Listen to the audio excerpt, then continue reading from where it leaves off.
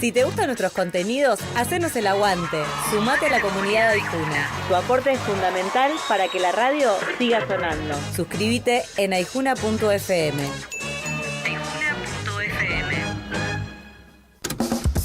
Si no se queja, no se queje. Y si no sabe, pregunte. O lo hacemos por usted. Bueno, entrevista entonces. Te venimos comentando en estos días que el gobierno reglamentó el registro de personal en situación de disponibilidad, pretende avanzar con el despido de trabajadores de la planta permanente del Estado, de diferentes, en este caso, organismos, institutos también. Está muy presente también lo que te compartimos ayer de la reunión que tuvo INTA, ¿no? En este caso. Y la Asociación de Trabajadores del Estado está realizando una serie de presentaciones judiciales para frenar esta medida, que tiene un doble aval. Por otro lado, tenemos que decírtelo, porque por un lado tiene ya el aval de la Justicia Federal, por el otro lado el aval del Congreso de la Nación. Los equipos jurídicos están formalizando esta acción. Y yo tengo la posibilidad de dialogar unos minutos con Eliana Bañera, es abogada, es integrante del equipo de jurídicos de ATE Capital. Te agradecemos, Eliana, los minutos de charla. Aquí te saluda Pablo Martínez de Radio Aijuna de Quilmes para Cruce, la cadena conurbana de comunicación y cultura. ¿Qué tal?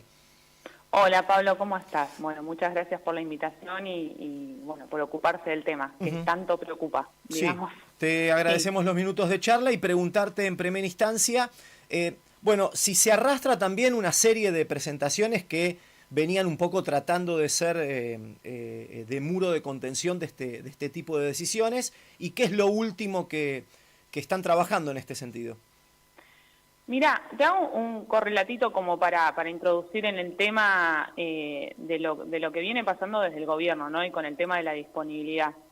Hay que partir primero de lo que es la ley bases, en donde modifica un artículo o modifica parte de lo que es la ley de empleo público, la ley marco de empleo público para la administración pública, y cuando hace esa modificación, introduce en lo que es el tema de disponibilidad, que de hecho la disponibilidad existía como última ratio, ¿no? Como el último, digamos, la última posibilidad que hay cuando desaparece un organismo, pero de manera objetiva, de manera fehaciente, ¿no?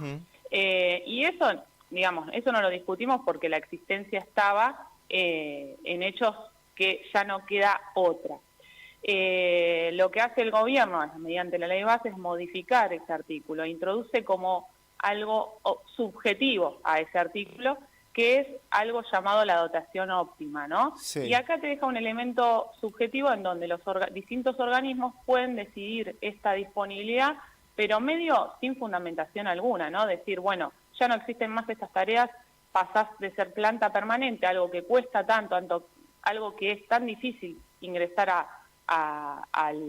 digamos, a la planta permanente de los organismos, no porque no tengan la capacidad o idoneidad los trabajadores y trabajadoras del Estado, sino porque no existen o no existían concursos para poder ingresar. Digo, vos estando en esa planta permanente, tan difícil poder ingresar, por esto que también era una falencia del Estado, poder ingresar a la planta, digo, con un llamado subjetivo, como es esta dotación óptima, queda medio a la decisión, digamos, de cada organismo, si existen tareas o no, y pasar a ese personal de planta permanente a disponibilidad.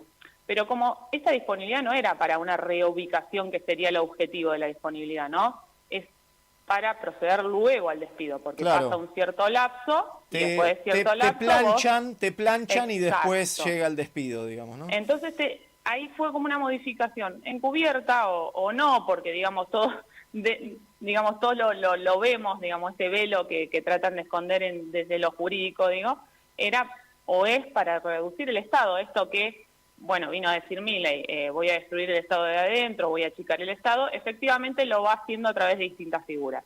Esta es una que introdujo. Bueno, luego de eso sí salieron resoluciones que pasan a disponibilidad a trabajadores y trabajadoras del Estado, como, bueno, vos mencionaste algo, digo, pero primeramente podemos mencionar por ahí Ministerio de Desarrollo, ¿sí? En donde el Ministerio de Desarrollo desaparece, pasa a Capital Humano y dice que ciertas tareas ya no están más, o ciertas estructuras ya no están más, entonces salen resoluciones pasando disponibilidad a esos trabajadores y trabajadoras. También en Hábitat ha pasado que pasa a obras públicas y que ciertas tareas dice porque efectivamente sí siguen estando esas tareas en los otros organismos. Pasan a obras públicas y ¿qué pasa? Vos mencionaste una resolución que efectivamente crea ese registro, ¿no? Que fue en julio. Ahora, previo a julio, ya habían pasado por resolución a disponibilidad trabajadores y trabajadoras sin existir el registro. Entonces acá nos hacemos la pregunta, estás pasando a disponibilidad gente sin un registro y cómo la reubicas si no tenés el registro. Claro.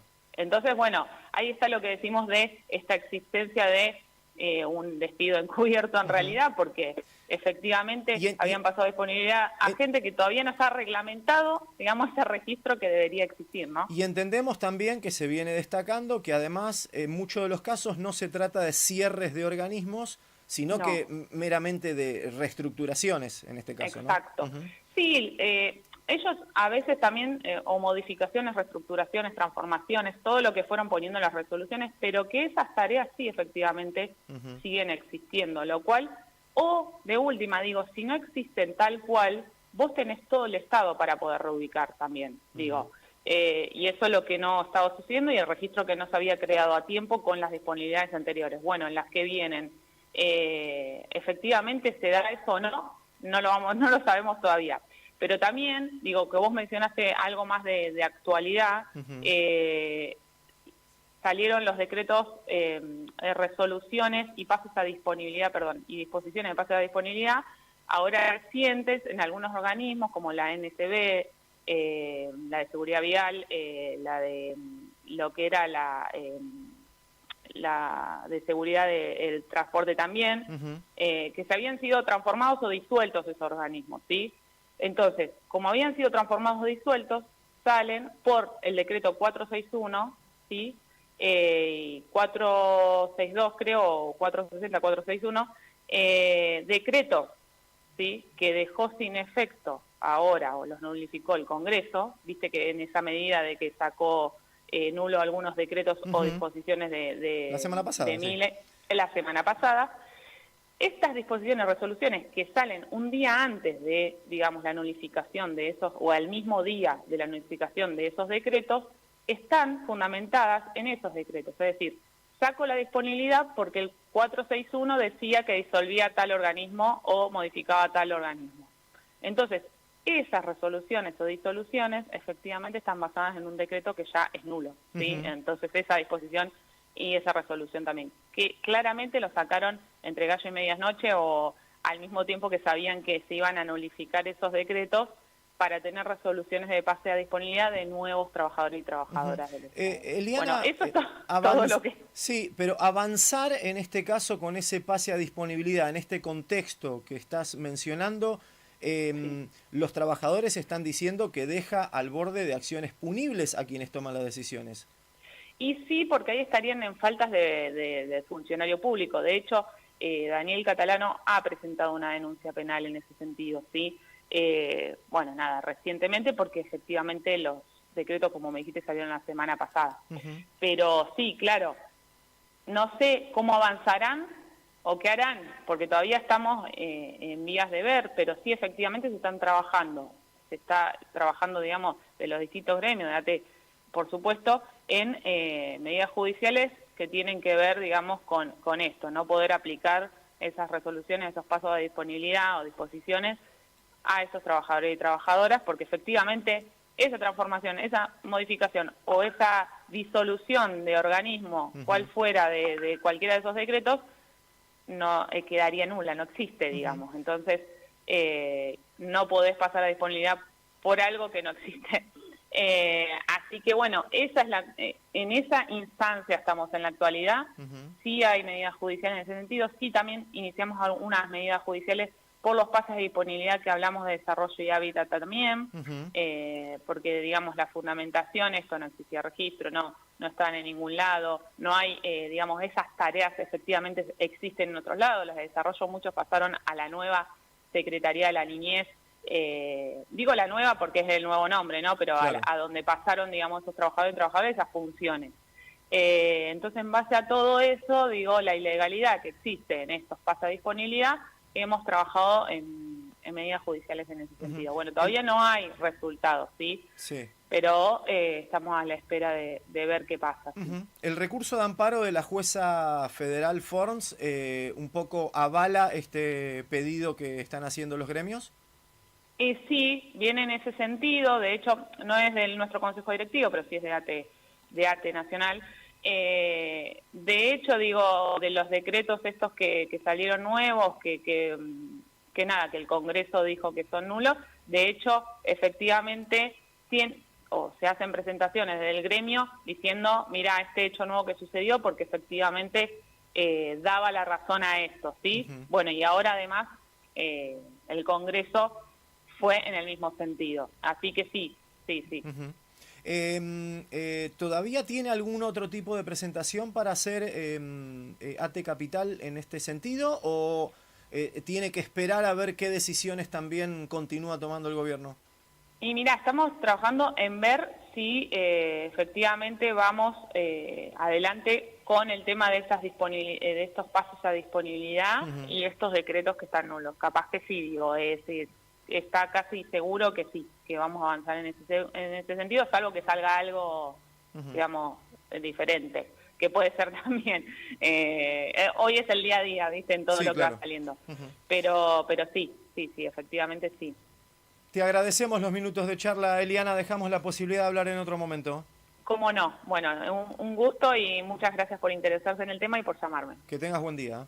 Igualmente. La palabra de Eliana Bañera, es abogada, forma parte del equipo de jurídicos de ATE Capital, aclarándonos, bueno, el berenjenal jurídico, de alguna manera, que empieza a solaparse con toma de decisiones del gobierno, incluso en el marco de la ley bases en adelante, desde octubre del año pasado, y la situación que va apareciendo, que va cambiando, por un lado también, con las últimas decisiones judiciales que se tomaron y con las decisiones que tomó el Congreso Nacional como freno a lo que viene llevando adelante el Poder Ejecutivo. Todo como freno, estamos diciendo, en protección del trabajo de los estatales y trabajadores y trabajadoras estatales. Parte de la conducción nacional participó con Matías Cremonte en estas presentaciones, el director del Departamento Jurídico Nacional, en tanto que ATE Capital está también laburando con su equipo de jurídicos, que incluye a Lucas Aracaki,